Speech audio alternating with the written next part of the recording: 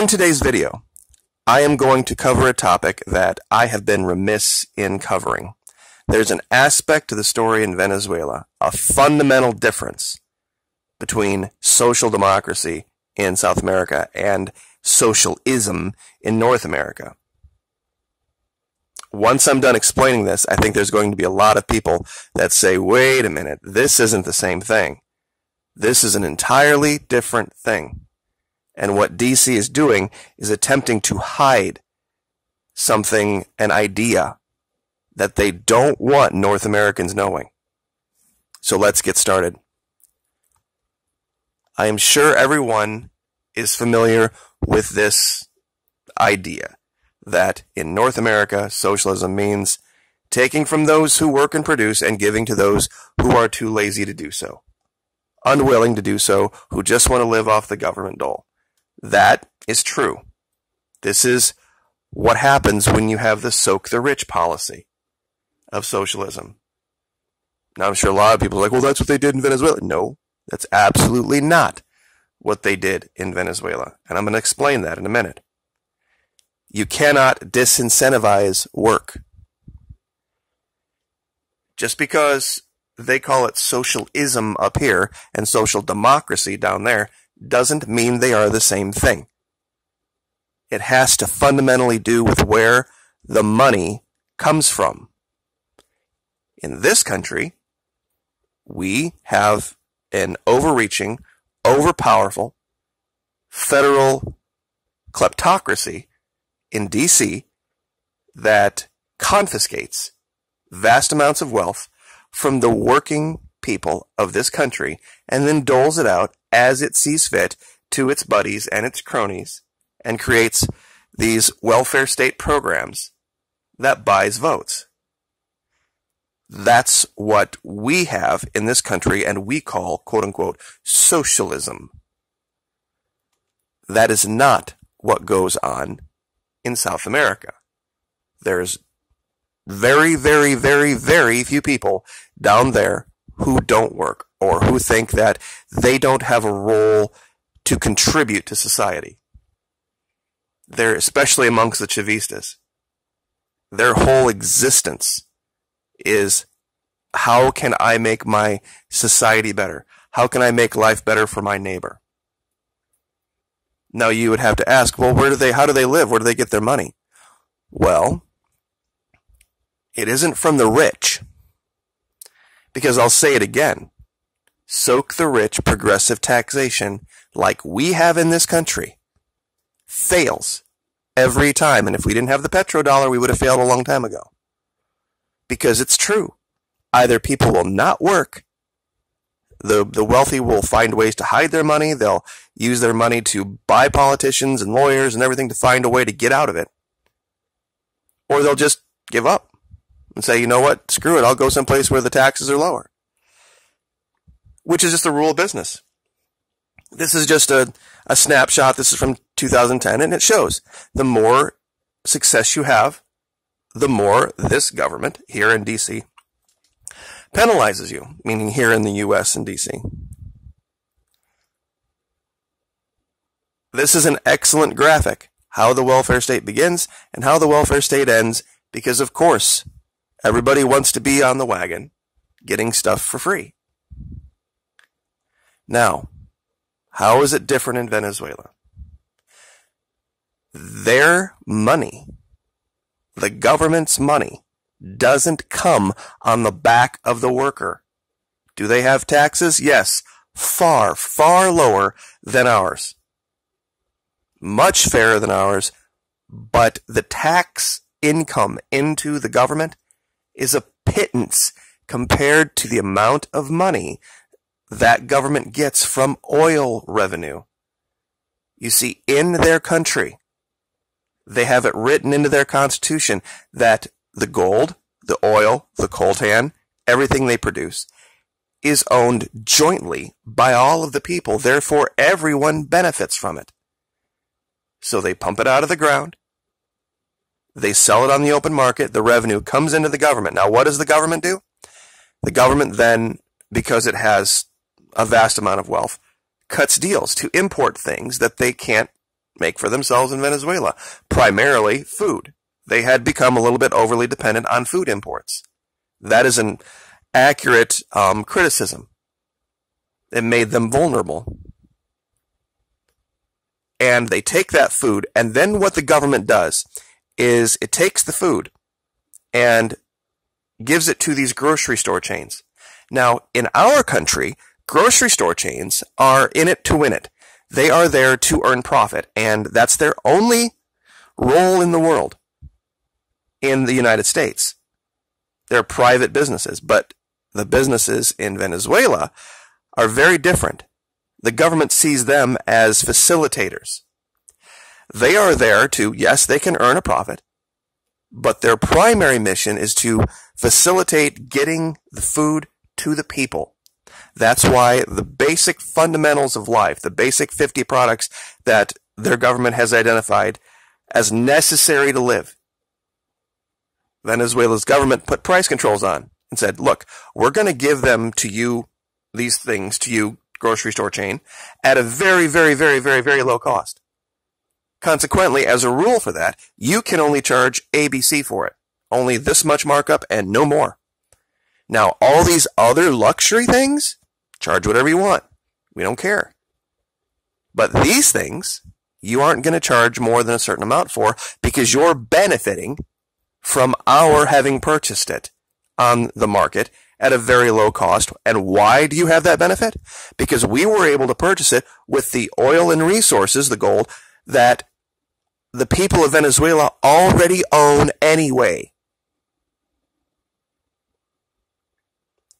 They do not get their financing on the backs of the working class like they do here. That is the fundamental difference. It's the source of the income into the government. It's why I have used this chart so many times, and I'll explain it again in detail. There's 3 pieces of information here that are very important that they've put all in one chart. The green lines in back represent the revenue in billions of dollars into the government of Venezuela by year at the bottom.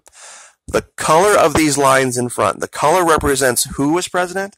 The level of the line represents the amount of inflation as correlated on the left-hand side. For example, let's take 2003. 2003, right down here, red means Hugo Chavez was president, and inflation was, relatively speaking, as low as it had been in a long time, only about 25%. And when we look at the green line, and we correlate it over here, it looks like just under $20 billion annually in oil revenue to the government. Now remember, this is a country of 30 million people. Now, when we look at the Chavez years, look what happens with inflation, but look what happens with revenue. Massive amounts of revenue coming in, and they were taking that revenue, and they were using that to bring the people of that country into the modern world. They destroyed illiteracy, child mortality, built homes, did all sorts of things. And this is the idea that DC doesn't want taking fire in this country. It's not the idea of soak the rich. That's not the idea of socialism they're afraid of. The idea would be that, hey, wait a minute. How does Mexico, Brazil, Saudi Arabia, Ecuador, and Venezuela all say that their resources belong to the people first? That's why I brought up this picture. These are the corporations that were created to make that happen. Now, in the case of Venezuela, unfortunately, because they made some poor choices politically, there was a lot of corruption that had gotten into PDVSA, especially when they got in bed with U.S. big oil firms. What was happening was the big oil was taking kickbacks. They would go down there, they say, oh yeah, we're going to invest and we're going to help you pump all this oil and it'll be great for your people. But then what they were doing is saying, well, you know, we're going to have to take this much amount out of the revenue and put it into future exploration. Now, that wasn't future exploration for the people of Venezuela. That was future exploration for oil around the world. That they then used that slush fund to then buy people off inside Venezuela to keep these kind of policies happening. And they were just basically skimming on an epic, epic level. And when Chavez took over, he said, no, enough of that. And the corruption was so deep that they had to literally fire everyone at PDVSA and put in the military, guys that didn't know a whole lot about the oil industry, unfortunately, but they were trustworthy. And that's why you've seen the collapse in oil. Also, we've covered this ad nauseum about the collapse in the price of oil that was organized by U.S., Saudi Arabia, in order to, because they understood the paradigm. They understood how Venezuela worked. That they were winning, and they were winning in an epic, epic way. It was one of the wealthiest countries in the world, by far the wealthiest in South America. And here's the part, and I'll leave with this, that I think should make most North Americans insanely angry, especially when these people come to our government and say they want bombs, and they want invasion, and they want regime change. These super, super wealthy people in Venezuela were benefiting from the same paradigm that was meant to just take care of the poor.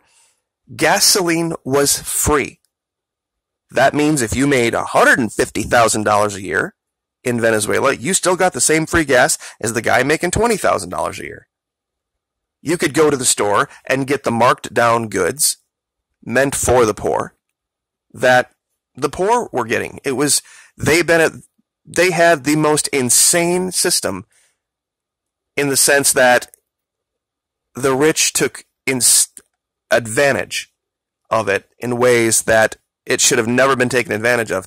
Another good example was there were Colombian drug dealers getting out of the drug business. You know why? Because it was more profitable to go across the border into Venezuela with tanker trucks and pump them full of that free gasoline, bribing the store, the guy minding the store, and then taking them back into Colombia and then selling that for $2 and $3 and $4 a gallon.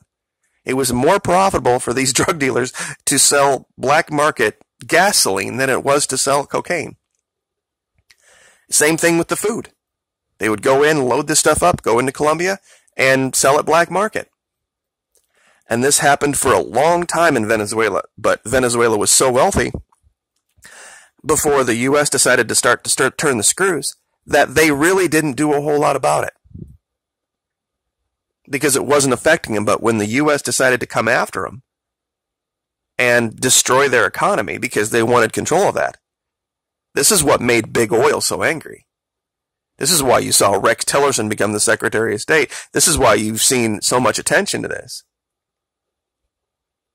Because these guys, the game was up. The corruption was kicked out. And when you go after big oil, you're going to pay for it. I think that's probably no shock to anybody in my audience. This is why Venezuela has come, in the reticle of D.C. Because they were treating Venezuela, they meaning D.C. and big oil, like their own personal piggy bank and plantation. And Chavez, former soldier, and Maduro, former bus driver, said enough. Enough of this. It's going to cause the DTs, and we're going to have to get off the dollar, and we're going to probably have a lot of suffering, and we're going to have to stand together to fix this. And yeah, has there been suffering, and has there been all sorts of problems? Yeah, for a certain group of people. Absolutely. But anybody who tells you that it was the rich that were paying the bills in Venezuela, and it was Chavez and socialism that destroyed it, it's garbage. It's a bunch of crap. They were leveling the playing field. They were honoring their Constitution. The Constitution that said the resources of the people of that country belong to those people. And the benefit of that should go to them first, not to corporations, not to the rich. And that's exactly what they were doing. And if that idea had caught fire here, and there had been some group that said, you know what, we need to get rid of oil for profit, private oil for profit. and we need to stand up some kind of a U.S. oil corporation that pumps this out and puts it on the open market, and then when that revenue comes into our federal government, we could do away with income taxes. You think big oil is going to stand for that? Imagine with us being the number one producer and number two, I think we're the number one producer, number one exporter, and number two importer of oil. Imagine the revenue that could be coming into this country if we would just stand up and say, you know what, that oil belongs to everybody. Not just Shell, not just BP, not just ConocoPhillips. If they want to help us do that and help be patriotic and be part of the process and earn a fair and decent profit doing it, sure. But we're not going to turn the CEOs of those corporations into literal leaders of nation states unto themselves. And that's what's happened in our country. We could learn a lot from Venezuela. They're suffering now for doing what's right. They're suffering now for standing for what is right. And that's always been the case historically when you look back at leaders that have done this. So, just understand the point is, socialism in America, the revenue that you're stealing from the workers is what finances it. In South America, not the case. The revenue that finances their social democracy comes from the resources of the nation that belong to everyone in that nation. Like, share, subscribe.